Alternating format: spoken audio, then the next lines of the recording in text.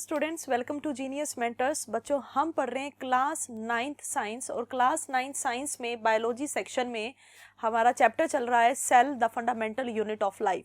तो इस चैप्टर में हम ऑलरेडी जो टॉपिक पढ़ चुके हैं उनमें क्या क्या हमने किया है, प्रोकैरियोटिक यूकैरियोटिक सेल में डिफरेंसेस हमने किए, न्यूक्लियस न्यूक्लियोइड के बीच में डिफरेंस हमने किया। तो ये हम प्रीवियस लेक्चर में अच्छे से पढ़ चुके हैं। आगे हमने क्या पढ़ना है बच्चों, cell size, cell shape, cell volume, इनके बारे में हम बात कर रहे थे। तो ये चीज़ क्यों हम पढ़ रहे हैं कि सेल अलग अलग शेप होती है, जैसे कि लास्ट लेक्चर में हमने पढ़ा कि अलग अलग तरह की शेप होती है, ठीक है। साइजेस होते हैं, कैसे साइजेस होते हैं बच्चों, तो साइजेस में हमने पढ़ा था कि जो स्मॉलेस्ट सेल है वो है माइकोप्लाज्मा। जो लॉन्गेस्ट सेल है वो है ह्यूमन नर्व सेल। ये चीज हमने पढ़ी थी कि जो सबसे लंबा सेल है वो है नर्व सेल, हमारा नर्व सेल यानी कि ब्रेन का जो सेल है। Human nerve cell is the longest cell. Then है लार्जेस्ट सेल। लार्जेस्ट सेल कौन सा है? Ostrich egg. ऑस्ट्रिच का एग काफी बड़ा होता है as comparison to the hen egg. तो इसका मतलब क्या हुआ, अलग अलग ऑर्गेनिजम्स में जो सेल साइज है वो डिफर करता है। सेल शेप भी हमने पढ़ी थी कि अलग अलग, ये तो सेल साइज है जिसमें आपने ये चीजें याद रखनी है। देन सेल शेप था। सेल शेप में बच्चों हमने क्या पढ़ा था, जैसे आरबीसी है, रेड ब्लड सेल, तो इसकी डिस्कोइडल कैसी शेप होती है? डिस्कोइडल बाइकनकेव, या फिर आप डिस्कोइडल शेप भी याद कर सकते हो। डिस्कोइडल शेप होती है, डिस्क जैसी इसकी शेप होती है। उसके बाद हमने पढ़ा जैसे WBC यानी कि व्हाइट ब्लड सेल्स, इनकी अमीबॉइड शेप होती है। अमीबॉइड मतलब इर्रेगुलर। कैसी शेप होती है बच्चों? इर्रेगुलर शेप होती है। फिर हमने पढ़ा जैसे नर्व सेल। नर्व सेल की कैसी शेप होती है? इलोंगेटेड शेप होती है, लंबी शेप होती है। तो डिफरेंट जो सेल्स हैं इनकी according to the which function they perform, कैसा वो फंक्शन परफॉर्म करती हैं, उस हिसाब से उनकी शेप होती है, ठीक है। तो हमने सेल शेप, सेल साइज का पढ़ा था बच्चों, प्रीवियस लेक्चर में पढ़ा था। इसी से ही आगे फर्दर आज हम कंटिन्यू करते हैं सेल वॉल्यूम। कि सेल वॉल्यूम क्या सबकी सेम होगी? बिल्कुल नहीं होगी। सेल वॉल्यूम भी डिफर करती है। वो डिफर क्यों करती है? डिफर करती है according to the size of the organism. उसकी सेल वॉल्यूम डिपेंड करती है, यानी कि उस पर निर्भर करती है, ठीक है बच्चों। तो कहने का मतलब है volume of a cell is fairly constant for a particular cell type and is independent to the size of organism.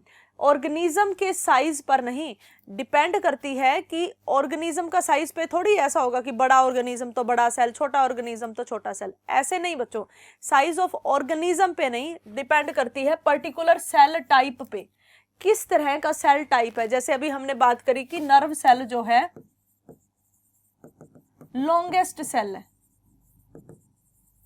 Nerve cell longest cell है, तो सेल की टाइप पे डिपेंड करता है सेल का वॉल्यूम। फेयरली कांस्टेंट होता है यानी कि लगभग सेम होता है। तो सेल टाइप पे डिपेंड करता है कि कैसा उसका वॉल्यूम होगा। ऑर्गेनिज्म के प्रॉपर साइज के ऊपर डिपेंड नहीं करता कि बड़ा ऑर्गेनिज्म है तो बड़ा सेल और छोटा ऑर्गेनिज्म है तो छोटा सेल, ऐसे नहीं होता। Depend upon the cell type, ठीक है। सो सेल नंबर क्या है, इतना ही याद करना है सेल वॉल्यूम में। तो सेल नंबर में क्या याद करोगे? Small sized organisms have less number of cells in comparison to the large sized organism. Cell size depend, जो सेल नंबर है ना बच्चों, सेल नंबर डिपेंड करता है ऑर्गेनिज्म के साइज पर। बड़ा ऑर्गेनिज्म है तो ज्यादा सेल होंगे, छोटा ऑर्गेनिज्म है तो कम सेल होंगे, ये तो होता है, ठीक है। जितना बड़ा ऑर्गेनिज्म होगा उसके अंदर उतने ही ज्यादा सेल्स होंगे। ह्यूमन बॉडी है, we have millions of cells because our body is also large, ठीक है। हमारी बॉडी भी तो लार्ज साइज है, इसीलिए उस हिसाब से हमारे पास बहुत सारे सेल्स होते हैं और डिफरेंट टाइप के सेल्स होते हैं, ठीक है। देन अगला टॉपिक है हमारा, जो कि आज हम बहुत इंपॉर्टेंट अब टॉपिक स्टार्ट करने वाले हैं, that is structure of cell. Cell का स्ट्रक्चर क्या होता है? पहले तो पढ़ेंगे बच्चों बेसिक स्ट्रक्चर, ठीक है। पहले हम क्या पढ़ेंगे? पहले तो करेंगे बेसिक स्ट्रक्चर। और बेसिक स्ट्रक्चर के बाद हम पढ़ेंगे इसका एडवांस स्ट्रक्चर। बेसिक से एडवांस की तरफ चलेंगे। देखो किसी भी टॉपिक में, किसी भी सब्जेक्ट में अगर आप चाहते हो कि आपको एडवांस तक की नॉलेज आए तो सबसे पहले बेसिक तो आपको पढ़ना पड़ेगा। सीधा एडवांस पढ़ोगे तो कुछ समझ में नहीं आएगा। सेल का स्ट्रक्चर तो बहुत ज़्यादा कॉम्प्लिकेटेड और बहुत ज़्यादा डिटेल में होता है। एक एक चीज़ जो सेल के अंदर प्रेजेंट है उसका भी अलग से स्ट्रक्चर होता है, फिर उसका फंक्शन होता है। दैट मीन्स सेल के अंदर बहुत सारी चीज़ें होती है पढ़ने की, पर एकदम से ही डिटेल में चले जाएंगे तो कुछ समझ नहीं आने वाला। तो पहले क्या करेंगे, basic structure which is common in every cell, जो लगभग सभी सेल में सेम होता है, वो चीज़ हम पढ़ेंगे। तो there are 3 main components that are present in cell. 3 main component जो आपको लगभग हर सेल में मिलेंगे, वो 3 मेन कंपोनेंट है, जिसमें से पहला आता है cell membrane. As I told you, cell membrane is the covering of cell, और ये हर एक सेल में मिलता है, whether the cell is prokaryotic cell और whether the cell is eukaryotic cell, cell membrane तो मस्ट है। तो सेल मेम्ब्रेन क्या है बच्चों, पहला जो मैंने आपको बताया cell membrane, this is the outer boundary of cell. Cell की आउटर बाउंड्री है, सेल की कवरिंग होती है बच्चों सेल मेम्ब्रेन, ठीक है। उसके बाद दूसरी चीज जो आपको हर एक लिविंग सेल में मिलेगी, दैट इज साइटोप्लाज्म। तो साइटोप्लाज्म जो है ये क्या है, साइटोप्लाज्म है जहां पर हर एक प्रकार की मेटाबॉलिक एक्टिविटीज परफॉर्म होती हैं। अगर एक साइटोप्लाज्म में, जो सेल का साइटोप्लाज्म है, अगर उसमें मेटाबॉलिक एक्टिविटीज परफॉर्म हो रही है, अगर वहां पर लाइफ प्रोसेसेस चल रही हैं, इसका मतलब वो सेल लिविंग है। और अगर साइटोप्लाज्म में ये एक्टिविटीज नहीं हो रही, इसका मतलब वो सेल लिविंग नहीं है। यानी कि बच्चों एक सेल जो कि लिविंग कंसीडर तभी होता है अगर उसके साइटोप्लाज्म में मेटाबॉलिक एक्टिविटीज चलती हों, जैसे प्रोटीन बनता हो या कुछ भी कोई भी प्रोसेस चलती हो, उसे हम बोलेंगे कि वो सेल लिविंग है। तो साइटोप्लाज्म क्या होगा, आप उसके बारे में क्या बता सकते हो, cytoplasm is present inside the cell, it is the liquid part inside the cell where all the metabolic activities take place, ठीक है, जहां पे सभी तरह की मेटाबॉलिक एक्टिविटीज होती हैं जो कि एक सेल को लिविंग कंसीडर करवाती हैं, वो साइटोप्लाज्म होता है। तो तीसरी चीज क्या बची जो कॉमन है, वो है nucleus. It contain genetic material. Nucleus क्या होता है, जहां पर जेनेटिक मटेरियल होता है, जहां पर डीएनए होता है। तो 3 मेन चीजों से आप डायग्राम बनाएंगे सिंपल वाला। तो डायग्राम कैसा बनेगा बच्चों, आप इस तरह से बनाएं, ठीक है।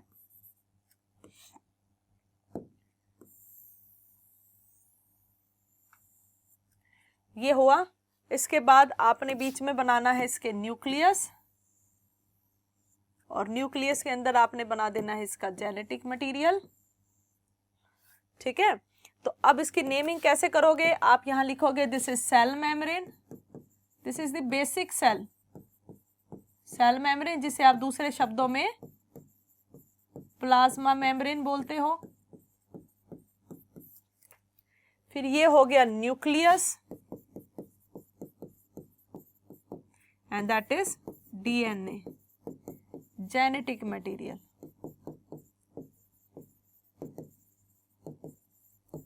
और ये जो बचा पार्ट है,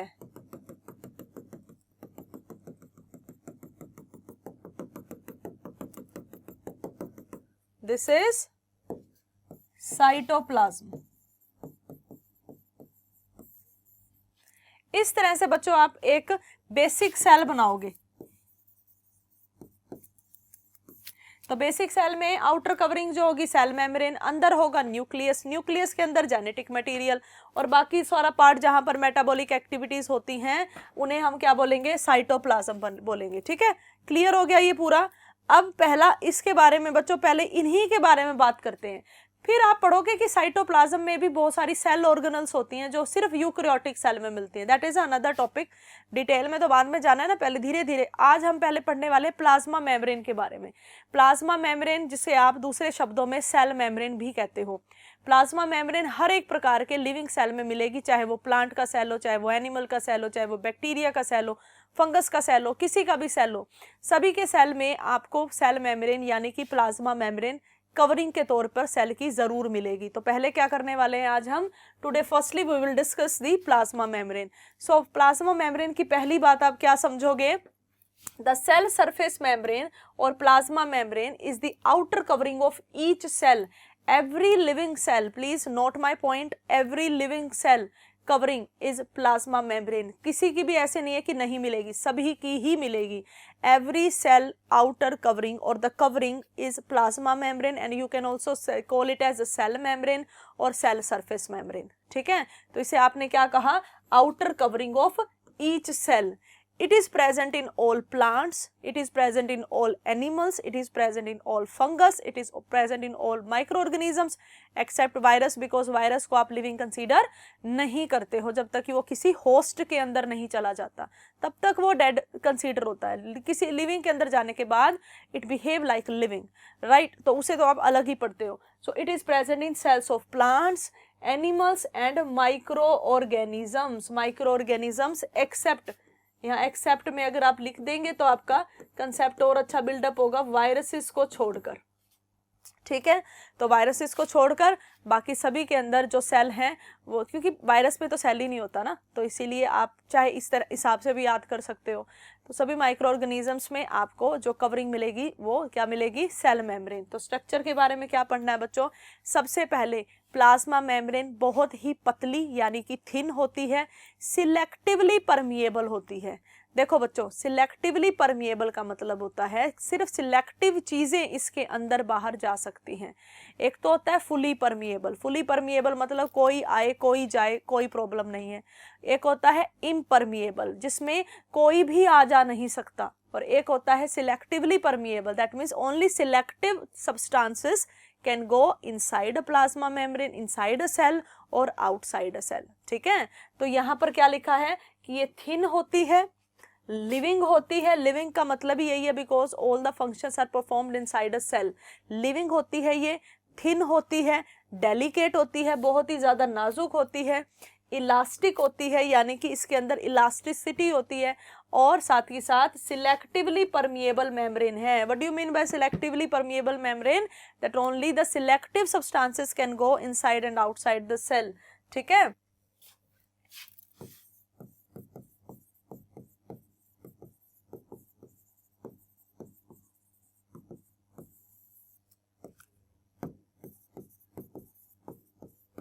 only selective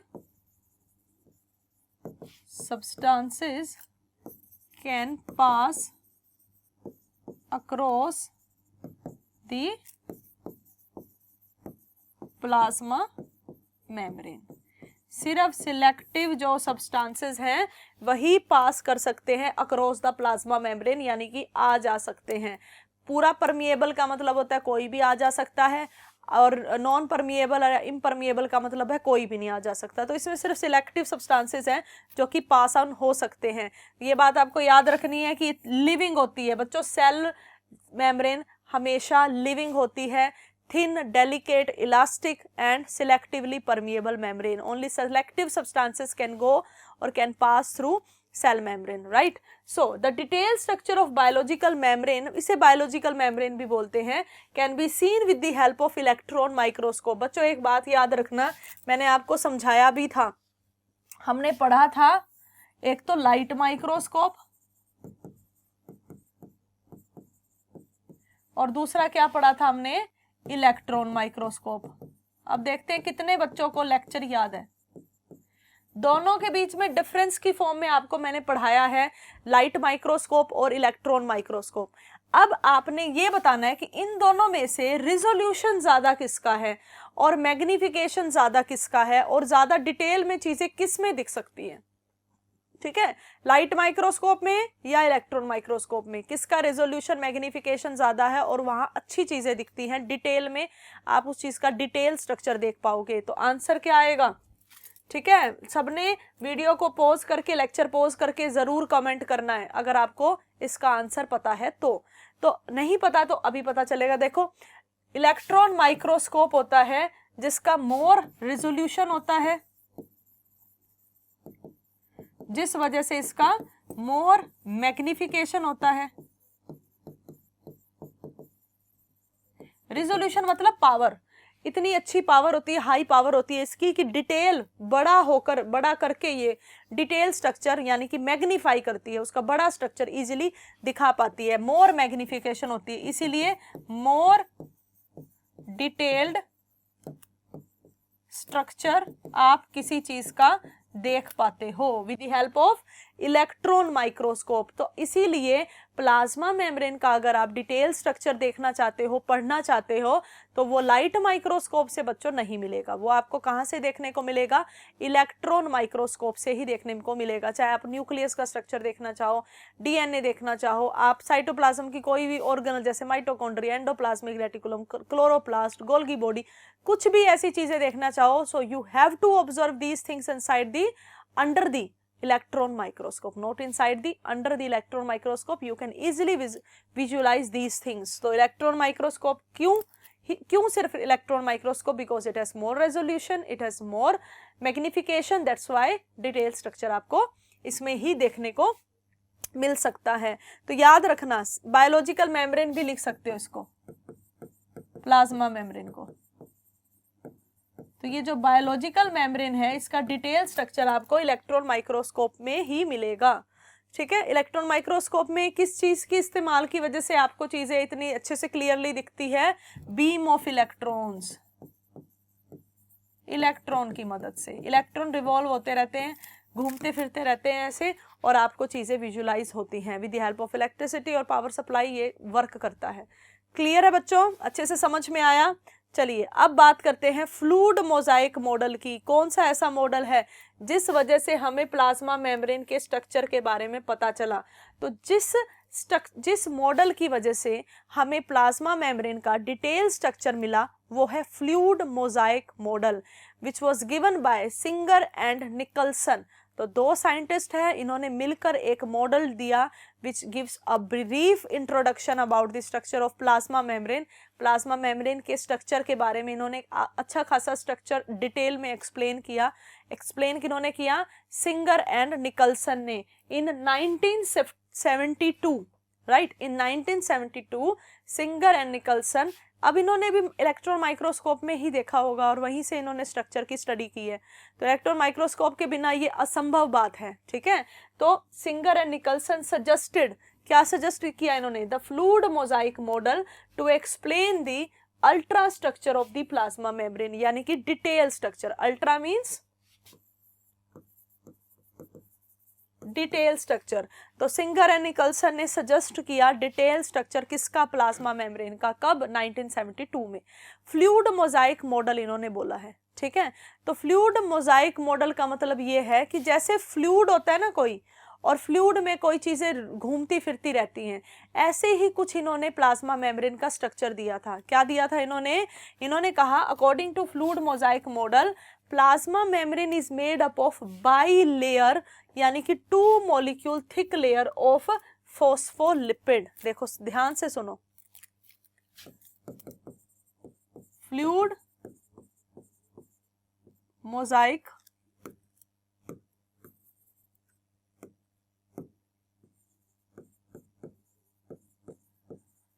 तो according to fluid mosaic model इन्होंने क्या कहा कि फॉस्फोलिपिड्स हैं, फॉस्फोलिपिड्स हैं और उनकी बाई लेयर है। बाई लेयर फॉस्फोलिपिड हैं जो कुछ इस तरह से बनेंगे बच्चों।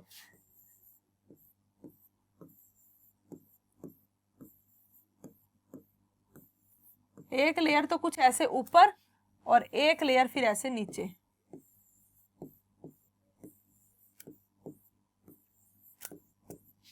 ये 2 लेयर हो गई, एक ऊपर और एक नीचे। क्या है ये एक फॉस्फोलिपिड है, ये एक फॉस्फोलिपिड है।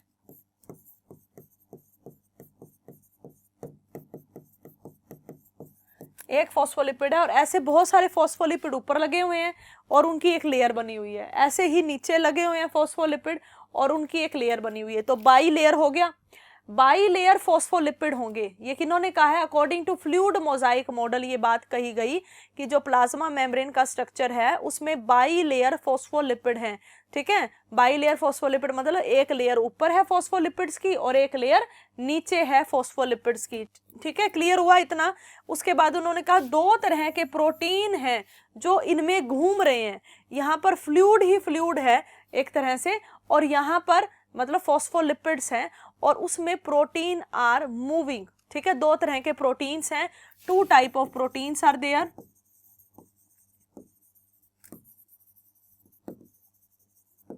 कौन कौन से? एक है बच्चों एक्सट्रिंसिक प्रोटीन और एक है इंट्रिंसिक प्रोटीन। इन्होंने कहा दो तरह के प्रोटीन होते हैं जो इसमें आपको इस फॉस्फोलिपिड स्ट्रक्चर में देखने को मिलेंगे। एक है एक्सट्रिंसिक और एक है इंट्रिंसिक। तो दो तरह के प्रोटीन हो गए। क्या समझ में आया बच्चों? अब तक आपको ये अच्छे से समझ में आया कि प्रोटीन का स्ट्रक्चर, प्लाज्मा मेम्ब्रेन का स्ट्रक्चर सिंगर एंड निकलसन ने 1972 में दिया। इन्होंने कहा बाई लेयर है, दो लेयर हैं किसकी? फॉस्फोलिपिड्स की। फॉस्फोलिपिड्स की दो लेयर हैं और फिर उनमें प्रोटीन है, दो तरह के प्रोटीन है जो उस फ्लूइड में घूम रहे हैं। दो तरह के प्रोटीन कौन से हैं? Extrinsic protein and intrinsic protein. ठीक है, दो तरह के प्रोटीन हो गए। उसके बाद इस स्ट्रक्चर में आपको दोनों तरह के प्रोटीन देखने को मिलेंगे। पहले डेफिनेशन सुनो।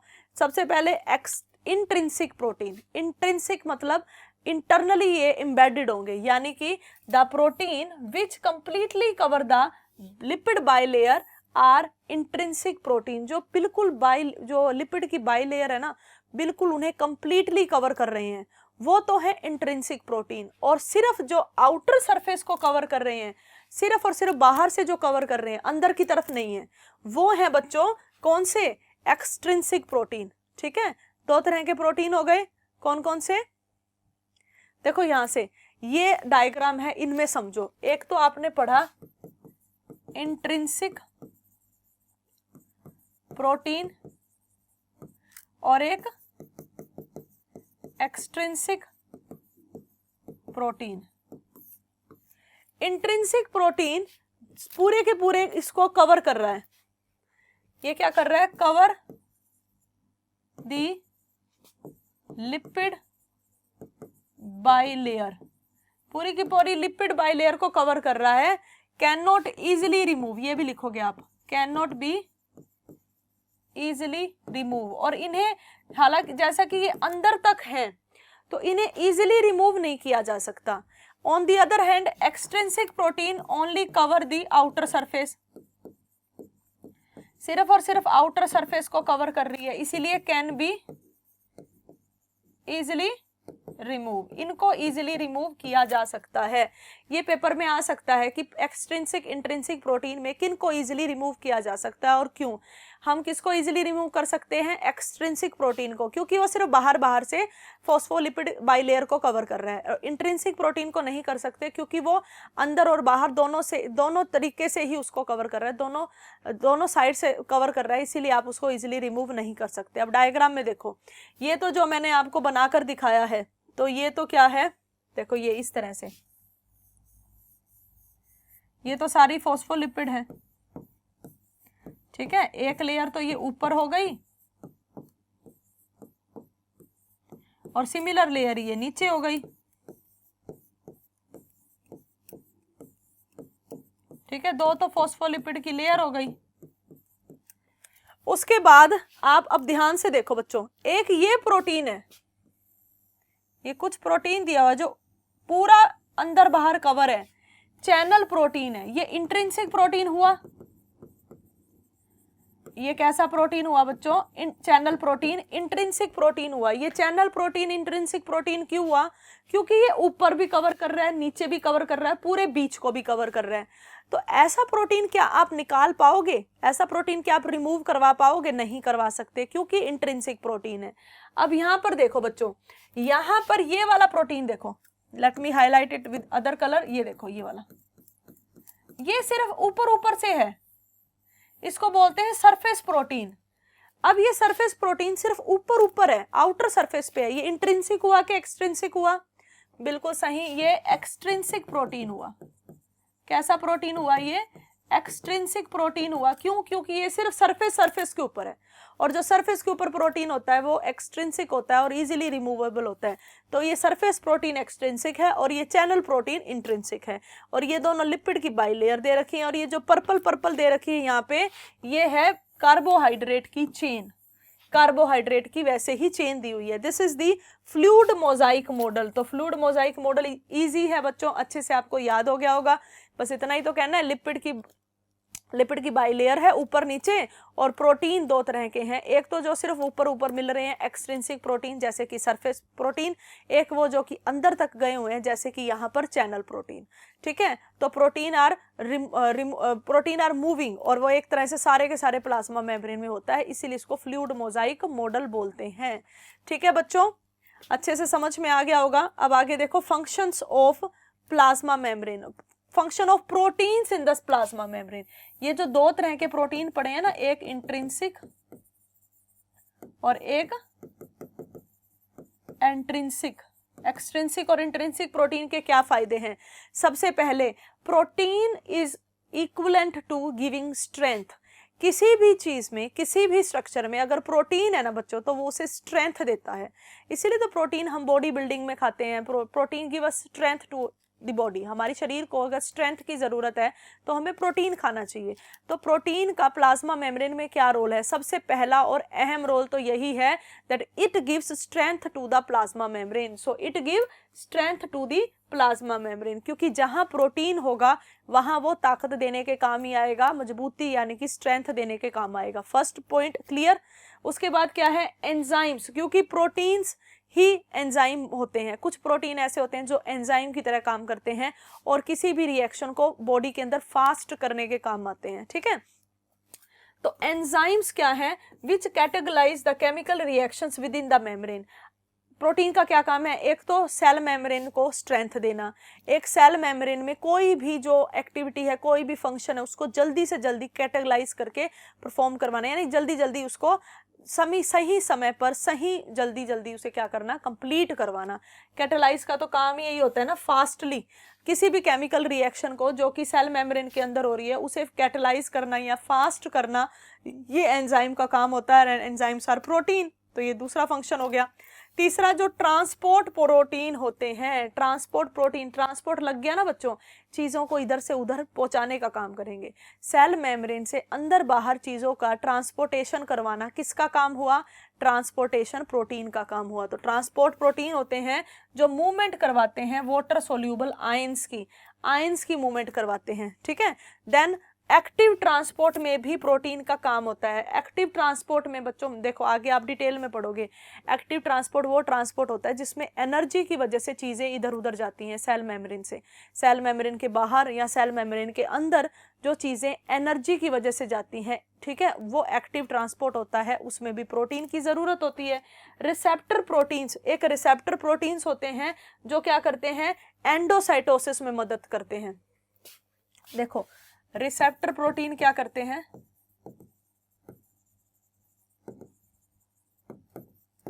Helps in endocytosis,